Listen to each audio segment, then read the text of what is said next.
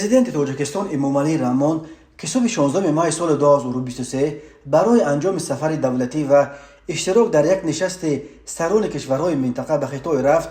бори нахуст бо ҳавопаймои президентии $92 миллион парвоз кардааст. дар видеое ки хадамоти матбуоти президенти Тоҷикистон аз фурудгоҳи Пекин нашр кард, дида мешавад ки Эмомалӣ Раҳмон ва ҳамроҳонаш аз ҳамин ҳавопаймои собиқ президенти Мексика ки хариданаш баҳсҳои гармеро дар ҷумъа ба по кард, поин шуданд.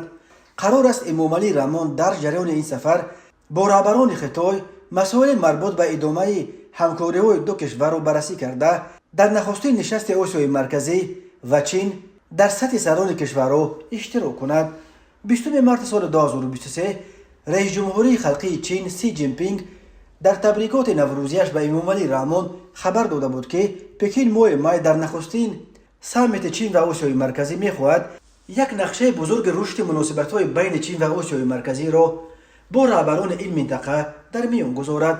нозирони умур бар инанд ки Хитой бо истифода аз заиф шудани Русия дар пай дармонданаш дар ботлоқи ҷанги Украина азм дорад то нуфузи худро бар кишварҳои Осиёи Марказӣ бозам тақвият дода, ҷои Русияро дар мақоми шарики рақами як барои давлатҳои ин минтақа тангтар кунад. ҳавопаймои собиқ президенти Мексика тамғаи Боинг 787 ки моҳи пеш аз ҷониби Тоҷикистон барои президенти ин кишвар Эмомалӣ Раҳмон бо нархи $92 миллион харида шуд,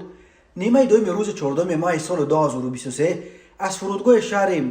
Бернардинои штати Аризонаи Амрико ба парвоз хиста субҳи 15 май ба Душанбе расид. хариди ҳавопаймои президентӣ аз Мексика бо қимати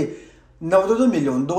дар Тоҷикистон мавҷӯи вокунишҳои гуногунро барангехтааст, дар ҳоле ки тарафдорони ҳукумат хариди чунин ҳавопаймои гаронбаҳоро